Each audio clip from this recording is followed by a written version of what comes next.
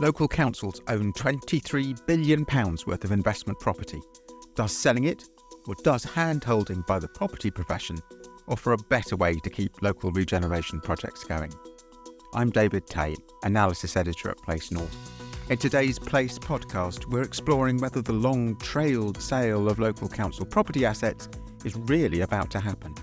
We'll also be taking a look at the latest reasons to invest in beds and sheds and mulling the Teesworks project, where an independent panel has exonerated the 450-acre development, but in a way that looks a lot like criticism.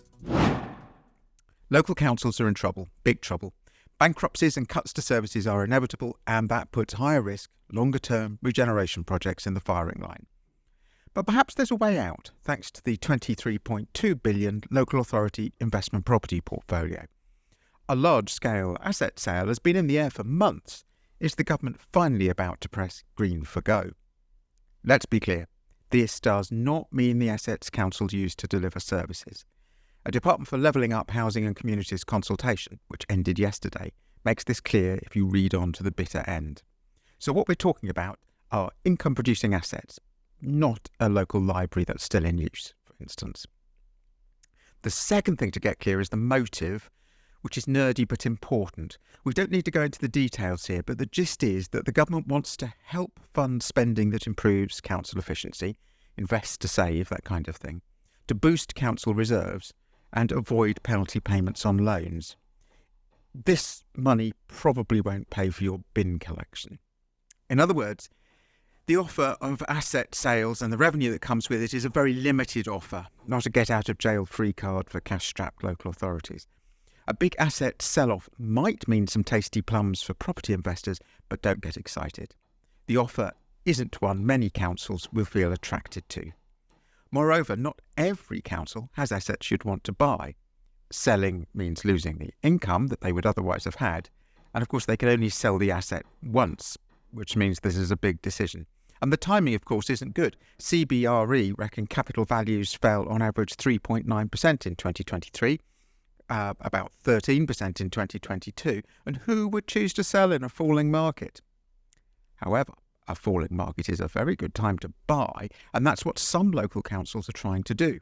They want to snap up an old shopping precinct today at a bargain price, and that makes tomorrow's town centre regeneration begin to feel more doable and viable.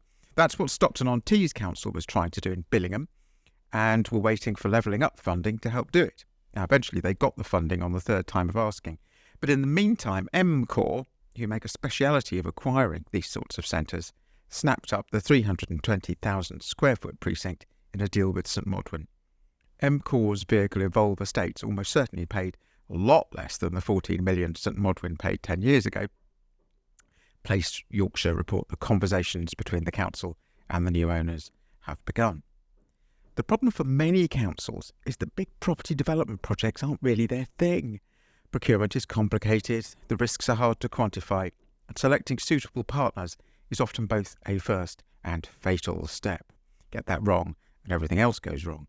This is where the British Property Federation have a suggestion, in the form of some extended hand-holding and or shared learning, depending on how you like to see it. The British Property Federation plan is to offer cash-strapped councils a sounding board as they're forced to step into the unfamiliar world of private property development. The aim is to work with 3 or 4 target local authorities during 2024 to help make use of private sector finance and expertise, the kind that are necessary for vital regeneration projects. The idea is to provide a safe place to test out early-stage ideas and talk over approaches. It sounds cosy. The British Property Federation is far too savvy to say that this means weeding out unviable proposals and weaning councils off the idea that the most local/glamorous developer is always the best choice. But that's actually what this is. Expressions of interest by the end of March could set the pace, with chat starting over the summer. If the aim is to find ways to keep healthy partnerships going between the property business and local councils, the politically alert British Property Federation have probably picked the winner. Local council asset sales aren't going to be big news, and if they are big news, it probably won't be good news. And now your weekly rundown of what's going up and what's heading the other way in the Place North elevator. Doors closing, going up. Have you been following the Teesworks debacle? For those playing catch-up, this is about the former Redcar Steelworks and the complex interactions of 500,000 tonnes of scrap steel, 450 acres, a development corporation, a combined authority and 2 private developers.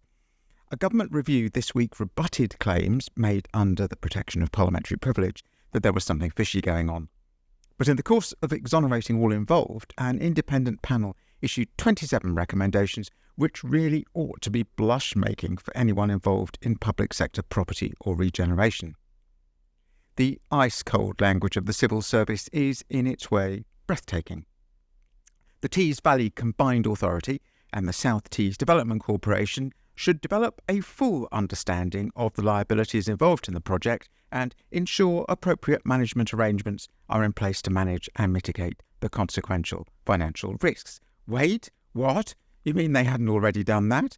That's recommendation number 1, and they get deadlier. They include suggesting up-to-date financial models. Wow, financial models. The combined authority working to ensure it meets its statutory obligations to enable value for money to be delivered and evidenced, to keep at least an annual eye on the development corporation and its financial risks, to untangle who is who so that any and all communication is clear in terms of the organisation being represented, to think about oversight, and maybe councillors should take some advice from their council officers. The report also adds that the officers themselves should be more inquisitive about what's going on, and so on. It's all the kind of thing that shouldn't need saying, but obviously did need saying because the independent panels said it. The ever-popular investment combination of beds and sheds get a boost from 2 data drops. Sheds first. Last week, Subplot reported some CoStar data revealing a slowdown in the big warehouse scene. It was a serious fall-off in the volume of pre-lets that made the headline. Now, CoStar have shared some more regional data, which, as regional data often does, slightly changes the picture. Yorkshire has traditionally been more inclined to pre-lets than the North West. But as CoStar data shows, from 2019 things got badly shaken up, and the North West, where supply was low and demand high, became the pre-let region to watch. Now it's all gone wonky, with both seeing fewer pre-lets, but Yorkshire falling off a cliff. The good news is that both are better, tighter markets than the UK average. CoStar said that occupancy at delivery, by which they mean pre-lets, last year were higher in the North West, 66%, and Yorkshire, 57%, than the UK overall, 54%.